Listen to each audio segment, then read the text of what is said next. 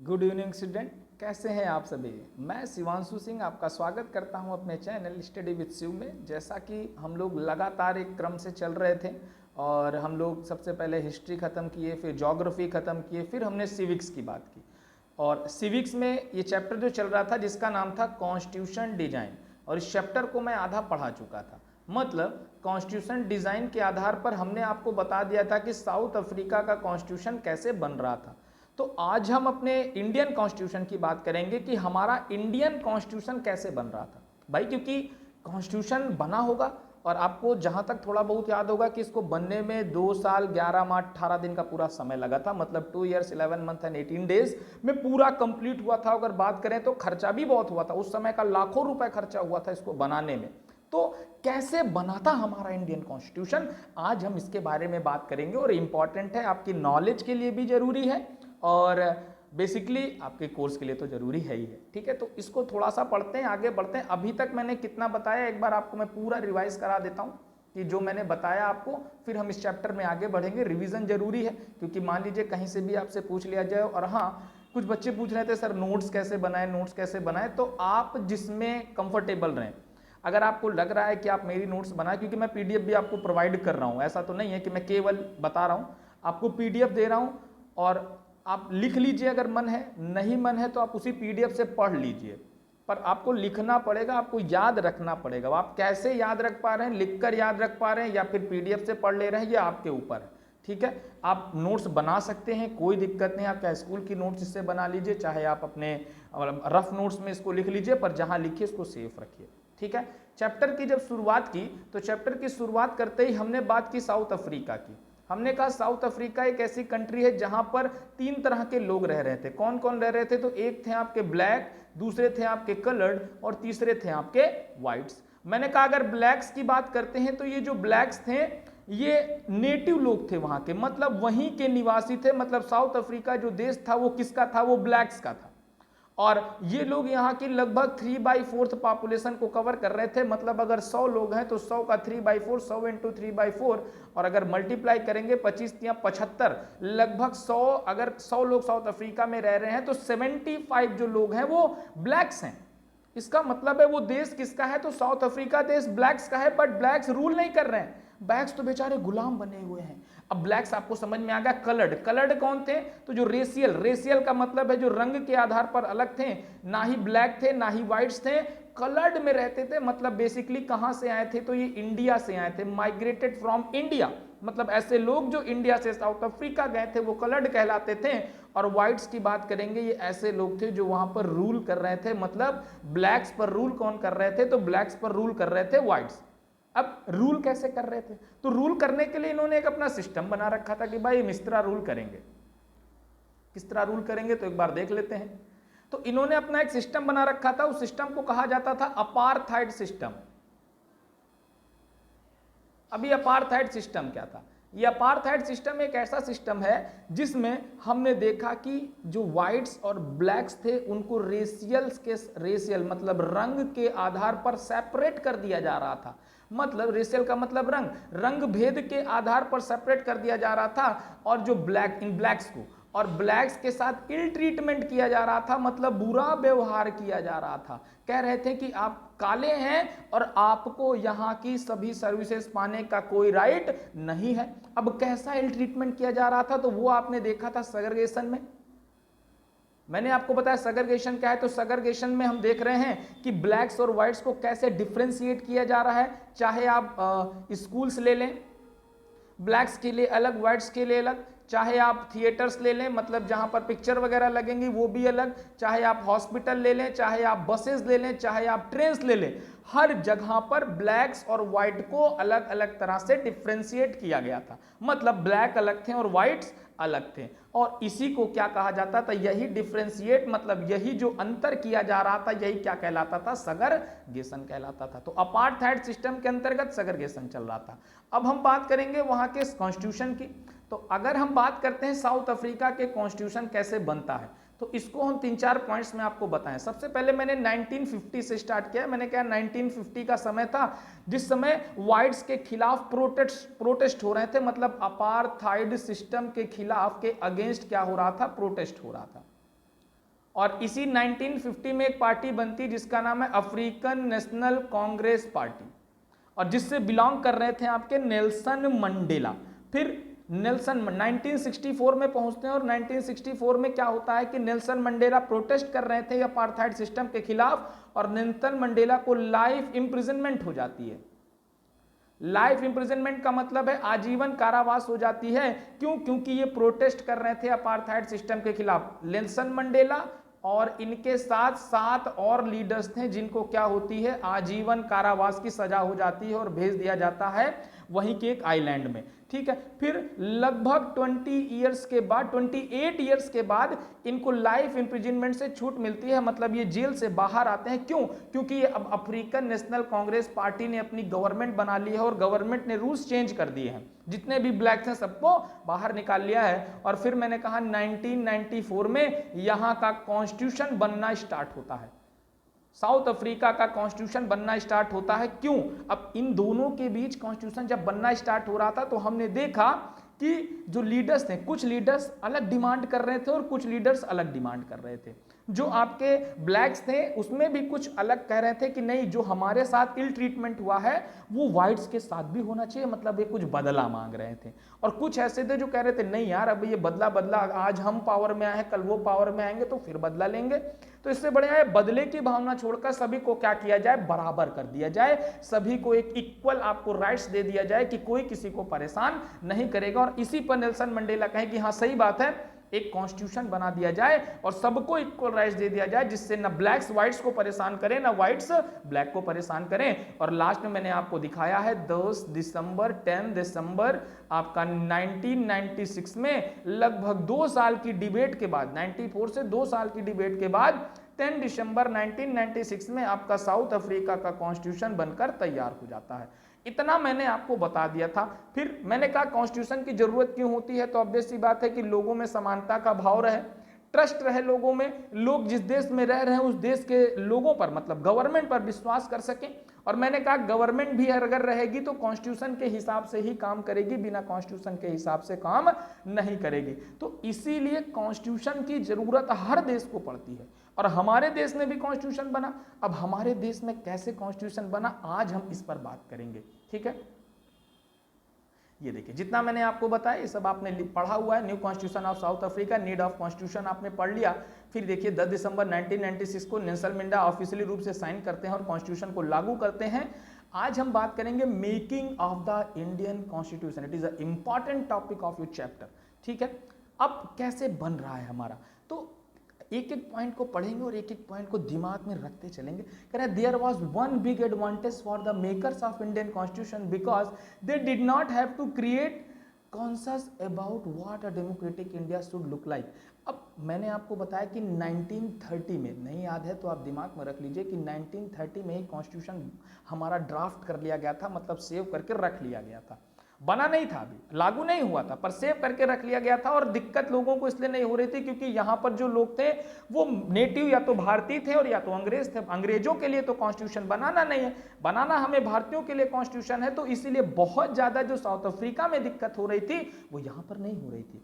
अब देखिए आगे पढ़ा है कि इन 1928 Motilal Nehru and 8 other leaders of Indian National Congress drafted a constitution.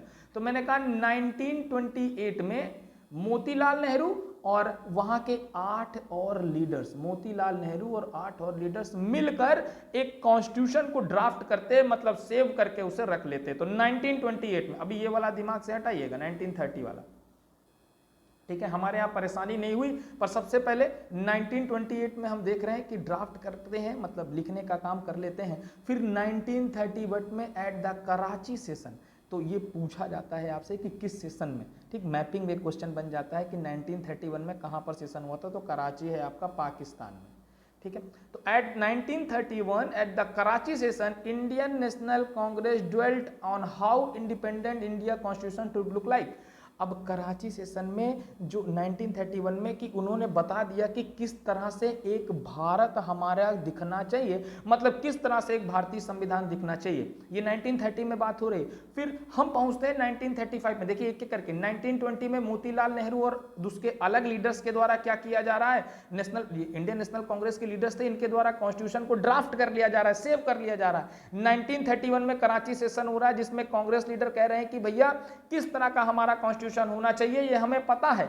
उसके बाद the Indian constitution adopted many institution details and procedure from the government of India. ये आपका ऑब्जेक्टिव में पूछा जाता है कि ये बताइए कि सबसे ज्यादा प्रोसीजर्स और सबसे ज्यादा जो बेसिकली जो जरूरत है इंस्टीट्यूशंस है, मतलब संस्थान है, ये अंग्रेजों के द्वारा लाए गए किस एक्ट से लिया गया है, तो इंडिया एक्ट ऑफ 1935। देखिए एक लाइन से चल रहे हैं हम। 1928 में ड्राफ्ट किया जा रहा है, 1931 में कराची सेशन हो रहा है जिसमें कह रहा है कि कॉन्स्टिट्यूशन कैसा बनना चाहिए। उसके बाद 1935 का जो गवर्नमेंट ऑफ इंडिया एक्ट आता है ब्रिटिशर्स के द्वारा, इससे सबसे ज्यादा आपके जो इंस्टीट्यूशंस है या फिर इंस्टीट्यूशन डिटेल्स या फिर प्रोसीजर है, इसी से कॉपी करते हैं। हमारा संविधान जो बना है ना, वो बहुत जगह से कॉपी करके बना हुआ है, हमने अपने मन से नहीं। हमारे देश का संविधान लिखित संविधान है, सबसे बड़ा संविधान है लिखित संविधान, और ये कई सारे देशों को कॉपी करके बनाया गया है, जिसमें सबसे ज्यादा जो कॉपी किया गया है वो जो आपका 1935 में एक एक्ट आया था जिसका नाम है India act in 1935, Indian act in 1935। आगे देखते हैं। The British had introduced very weak legislature. Elections were held in 1937. अब हमारे यहाँ कॉन्स्टिट्यूशन बन गया और 1937 में हमारे यहाँ इलेक्शंस हो रहे हैं, जिसमें हम देख रहे हैं प्रोविंशियल मतलब प्रांतीय क्षेत्रों में इलेक्शंस हो रहे हैं, जिसमें हम लगभग 11 में से 7 सीटों पर विन कर रहे हैं, मतलब जीत रहे हैं। Our leaders gained confidence to learn from the countries, but our own term, मतलब अपने तरीके से देख रहे थे। Our leaders were inspired by, अब कहां से कॉन्स्टिट्यूशन मिले ये इंपॉर्टेंट है, आइडियल्स ऑफ फ्रेंच रिवॉल्यूशन। आपको शुरुआत में फ्रेंच रिवॉल्यूशन बताया था चैप्टर नंबर 1, और बताया कि भारत के संविधान के जो आइडियल्स हैं, जो आदर्श हैं, वो कहां से लिए जा रहे हैं, तो भारत के संविधान के आइडियल्स आपके फ्रेंच रिवॉल्यूशन से लिए जा रहे हैं। बिल ऑफ राइट्स, मतलब जो अधिकारों के जो अधिकार हैं, क्या क्या अधिकार होने चाहिए, वो कहां से लिए जा रहे हैं, तो यूएस से लिए जा रहे हैं।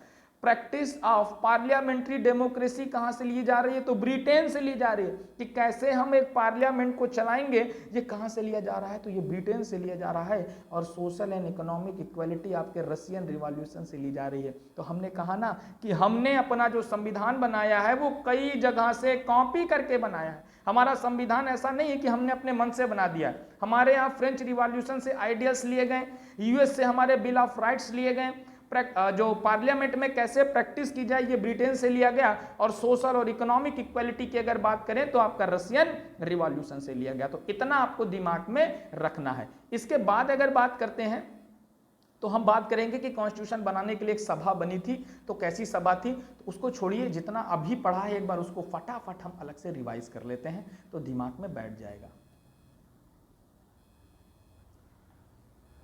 ठीक है, हम बात कर रहे हैं अपने मेकिंग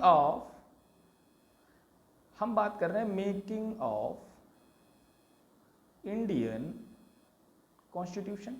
हमारा भारतीय कॉन्स्टिट्यूशन कैसे बन रहा है हम इसकी बात कर रहे हैं। और इसमें सबसे पहला पॉइंट आपने लिखा कि हमारा जो संविधान था उसमें संविधान बनाने में एक एडवांटेज था कि हमें उतनी ज़्यादा लीपापोती नहीं करनी थी जितनी साउथ अफ्रीका में करनी पड़ी, क्योंकि हमने पहले से ही अपने संविधान को ड्राफ्ट कर रखा था, बना कर रखा हुआ था। उसके बाद दूसरे की बात करते हैं तो 1928 में मोतीलाल नेहरू और इनके साथ आपके 8 INC मतलब इंडियन नेशनल कांग्रेस के लीडर्स ये सब कॉन्स्टिट्यूशन बनाते हैं और उसको क्या करते हैं, ड्राफ्ट कर लेते हैं। ड्राफ्ट का मतलब है सेव करके रख लेना। उसके बाद 1931 में आपका एक सेशन होता है जिसको कराची सेशन के नाम से जाना जाता है। ये सब आपकी बुक का है जो मैं आपको बता रहा हूँ, कराची सेशन के नाम से जाना जाता है। इस सेशन में हम देखते हैं कि बताया जाता है कि भारत का कॉन्स्टिट्यूशन कैसा होना चाहिए, how Indian constitution look like, मतलब भारत का कॉन्स्टिट्यूशन कैसा होना चाहिए।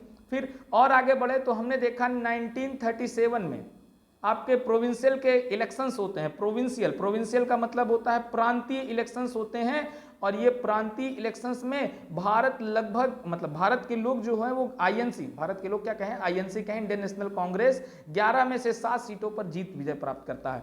उसके बाद भारतीय संविधान को अलग अलग जगह से कॉपी किया गया है। जैसे अगर हम बात करेंगे फ्रेंच रिवॉल्यूशन की, तो फ्रेंच रिवॉल्यूशन से आपके आइडियल्स को कॉपी किया गया है।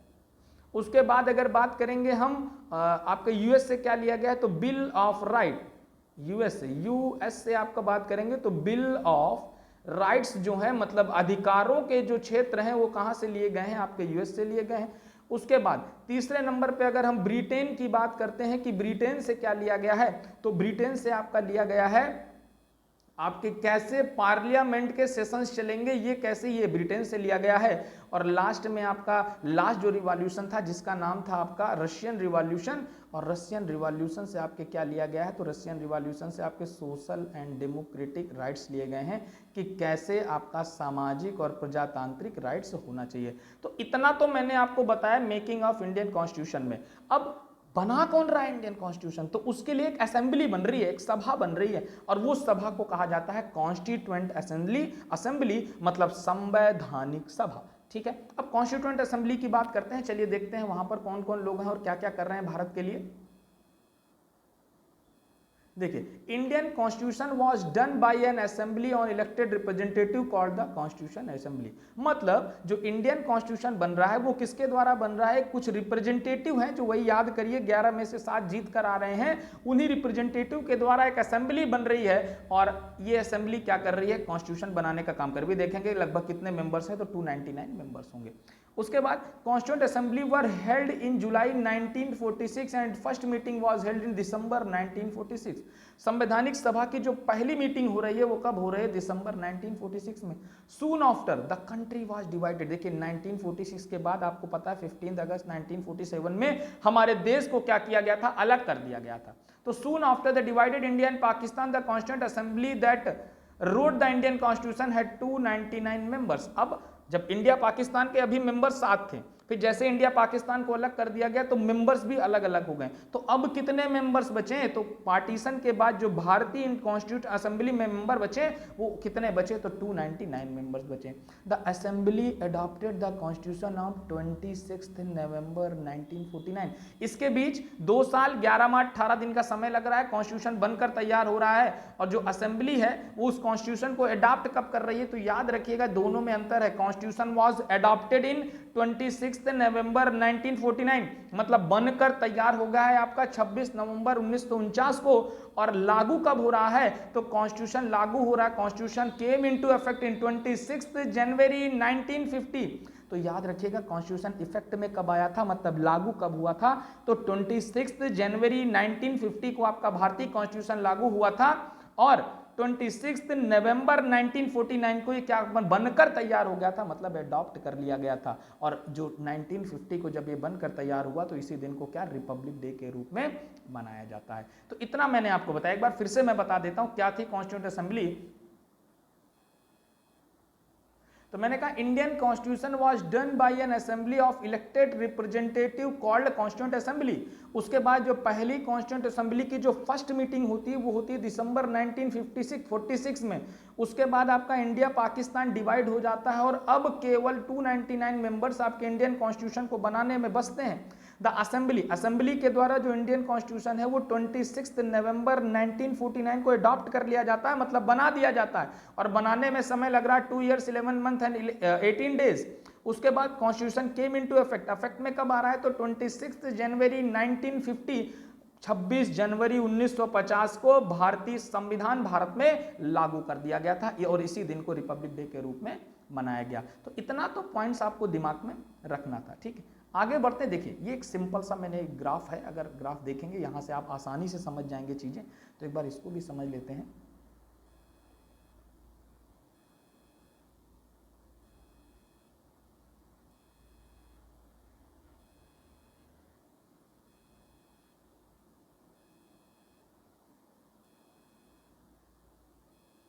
ठीक है, ये कहाँ से जाएगा, एक मिनट हो रहा है। तो जैसा कि आपका एक ड्राफ्ट बना हुआ है, मतलब एक आपका चार्ट बनाकर मैंने बताया है आपको, तो सब इस चार्ट को भी एक बार धीरे से समझ लेते हैं कि सबसे पहले हो क्या रहा है। तो आपको बताया दिसंबर 9, 1946 में कॉन्स्टिट्यूंट असेंबली की पहली बैठक हो रही है। उसके बाद दिसंबर 11, 2 दिन बाद doctor Rajendra Prasad as a president वहां के चुने जाते। तो भारत का सबसे पहला अस्थायी रूप से, अनपरमानेंट रूप से प्रेसिडेंट किसे चुना गया, तो डॉक्टर राजेंद्र प्रसाद को चुना गया। उसके बाद अभी ये मैं आपको पॉइंट बताऊंगा, अगस्त 29, 1947 में ड्राफ्टिंग कमेटी अपॉइंट होती है, जिसके चेयरमैन कौन बनते हैं, डॉक्टर भीमराव अंबेडकर। तो ये क्वेश्चन आता है आपसे कि ये बताइए कि ड्राफ्टिंग कमेटी जो बनी थी, ड्राफ्टिंग का मतलब है जो संविधान को सेव करके रखने का काम करेगी, उसके चेयरमैन कौन थे, तो उसके चेयरमैन बने थे आपके डॉक्टर भीमराव अंबेडकर। फिर नवंबर 4, 1947 में कॉन्स्टिट्यूशन को सबमिट कर लिया गया था, ड्राफ्ट कंप्लीट हो गया। और देख रहे हैं नवंबर 26, 1949 में ड्राफ्ट कंप्लीट, मतलब कॉन्स्टिट्यूशन को अडॉप्ट कर लिया गया। और जनवरी 24, 1914 में हैंड रिटेन कॉन्स्टिट्यूशन पर साइन हो गए सभी के। और जनवरी 26, 1950 को जो कॉन्स्टिट्यूशन था वो लीगली इन्फोर्स्ड हो गया, मतलब लीगली लागू हो गया। कितने समय लगे, तो 2 years 11 month 18 days लगे इसको बनाने में। और अगर बात करते हैं तो मैंने कहा 2000 अमेंडमेंट हुए थे इसको फाइनलाइज्ड करने के लिए। तो ये आपको पर्टिकुलर डेट्स दिमाग में रखनी कि कब क्या हो रहा था। उसके बाद आगे बढ़ते हैं, इस चैप्टर में नोट पॉइंट में दिमाग में रखना है जो आपसे ऑब्जेक्टिव में कभी कभी पूछ लिया जाता है। तो to make the constitution systematic, open and consequential manner, a drafting committee, एक सिस्टमैटिक ढंग से कॉन्स्टिट्यूशन को बनाया जाए, इसके लिए एक कमेटी बनी थी जिसका नाम था ड्राफ्टिंग कमेटी। और ये ड्राफ्टिंग कमेटी के जो चेयरमैन बने थे वो बने थे डॉक्टर भीमराव अंबेडकर। तो क्वेश्चन आता है who was the chairman of drafting committee, तो drafting committee, the chairman of the drafting committee is doctor Bhimrao Ambedkar. उसके बाद नेक्स्ट क्वेश्चन जो पूछ लिया जाता है आपसे कि एक बुक है जिसका नाम है यंग इंडिया, और यंग इंडिया, इस बुक को लिखने का काम किसने किया था, तो महात्मा गांधी ने। और महात्मा गांधी 1931 में इस बुक को लिखते हैं और बताते हैं कि कैसे हमारे कॉन्स्टिट्यूशन बनाने की जो सोच है उसको फॉलो किया जाए। ठीक है, तो सिंपल सा आपसे पूछा जाता है यंग इंडिया बुक किसकी है, तो यंग इंडिया किसकी है, महात्मा गांधी की। The term socialist and secular were added, अच्छा ये इंपॉर्टेंट नोट पॉइंट इंपॉर्टेंट है, ये भी तीनों नोट पॉइंट आपके इंपॉर्टेंट है। पहला कि ड्राफ्टिंग कमेटी बन रही जिसका चेयरमैन किसे बनाया गया, तो भीमराव अंबेडकर को। दूसरा, यंग इंडिया जो बुक है वो किसकी है, तो यंग इंडिया बुक किसकी है, महात्मा गांधी की। तीसरा, दो टर्म है, एक है सोशलिस्ट और दूसरा है सेकुलर। तो सोशलिस्ट और सेकुलर हमारे कॉन्स्टिट्यूशन में कब ऐड किए गए, मतलब सामाजिकवाद और सेकुलर का मतलब है पंथ निरपेक्ष, तो ये दोनों वर्ड कब आपके यूज किए गए, तो ये सोशलिस्ट और सेकुलर वर्ड आपके 42nd कॉन्स्टिट्यूशन अमेंडमेंट, मतलब है 42वें संविधान संशोधन में, मतलब भारत में 42nd टाइम आपका कॉन्स्टिट्यूशन का अमेंडमेंट हुआ, मतलब संविधान का संशोधन हुआ। और इस संविधान संशोधन में ये दो वर्ड और ऐड किए गए, सोशलिस्ट और सेकुलर। तो ऑब्जेक्टिव में ये भी पूछ लिया जाता है कि सोशलिस्ट और सेकुलर वर्ड को आपके इंडियन कॉन्स्टिट्यूशन में किस कॉन्स्टिट्यूशन अमेंडमेंट के आधार पर ऐड किया गया, तो 42nd कॉन्स्टिट्यूशन अमेंडमेंट कब हो रहा है, ये तो 1976 में, याद रखिएगा। और इसको आपका शॉर्ट कॉन्स्टिट्यूशन के रूप में, जो अमेंडमेंट हुआ था 42वां, इसमें बहुत सारे संशोधन हुए थे। ठीक है, तो इसीलिए इसको शॉर्ट आपको कॉन्स्टिट्यूशन के रूप में जाना जाता है, लघु संविधान के नाम से भी जाना जाता है। तो 3 पॉइंट यहां से कि ड्राफ्टिंग कमेटी का, देखिए 3 पॉइंट आपको दिमाग में रखना है यहां से कि पहला कि ड्राफ्टिंग कमेटी का चेयरमैन किसे चुना गया, तो डॉक्टर भीमराव अंबेडकर को। यंग इंडिया जो बुक है वो किसकी है, महात्मा गांधी। सोशलिस्ट और सेकुलर वर्ड किस संविधान के संशोधन, मतलब 42nd कॉन्स्टिट्यूशन अमेंडमेंट में जोड़े गए, और कब होता है ये, तो 1976 में होता है। तो इतना तो आपका चैप्टर था। इसके आगे इस चैप्टर्स में आपके लिए मेन पॉइंट्स हैं। मेन पॉइंट्स का मतलब है आपके संविधान के कुछ वर्ड्स हैं, जैसे एक हो गया सोवरेन। ठीक है, तो इन सब वर्ड्स को मैं आपको कल समझाऊंगा। अभी आज इतना ही आपको दिमाग में रखना है कि कैसे कॉन्स्टिट्यूशन बन रहा है और कैसे कॉन्स्टिट्यूंट असेंबली काम कर रही है। ठीक है, तो बस आज इतना ही, इसके आगे कल अब पढ़ेंगे। इन मेन पॉइंट्स को मैं 2-4 मिनट 5 मिनट की एक वीडियो बनाकर आपको दे दूंगा, आप उससे सभी चीजें समझ जाएंगे कि क्या मतलब होता है। तो इतना आप दिमाग में रख लीजिए, चैप्टर आज आपका फिनिश हो गया। मतलब अब मेन पॉइंट्स आपको बचे हैं जो इनको मैं कल बता दूंगा। तो इतना अच्छे से पढ़ाई कर लीजिए, इस चैप्टर को थोड़ा सा ध्यान से पढ़िए, रट डालिए सभी पॉइंट्स को, कब क्या हो रहा है एक एक पॉइंट आपके दिमाग में होना चाहिए। यही पूरी क्या बनेगा, संविधान बनकर आपका तैयार हो जाएगा। ठीक है, चलिए बस आज इतना ही। ध्यान से पढ़िए, पढ़ते रहिए, हम आपके साथ हैं। आपको नोट्स बनानी है तो आप बिल्कुल बनाइए इस तरीके की, हमें कोई प्रॉब्लम नहीं है। अगर आपको लग रहा है कि नहीं सर वहाँ नोट्स गड़बड़ बन रही है या कैसी भी है, गड़बड़ तो कहीं नहीं बनेगी, सब टीचर अच्छा ही पढ़ाते हैं। तो अगर आपको जरूरत है इस नोट्स की तो आप ये नोट्स बनाइए। आपको लग रहा है कि वो नोट्स हम बनाए, ये नोट्स अपना सेफ रखें, तो आप इस नोट्स को सेफ रख सकते हैं। जैसी आपकी इच्छा, जहां भी आपको जैसी नोट्स बनानी है, आप एकदम फ्री हैं, आप बना सकते हैं। ठीक है, चलिए गुड नाइट, अपना ध्यान रखिएगा, अच्छे से पढ़ाई करिएगा, और जहां कहीं भी प्रॉब्लम है तो आप हमसे बता सकते हैं।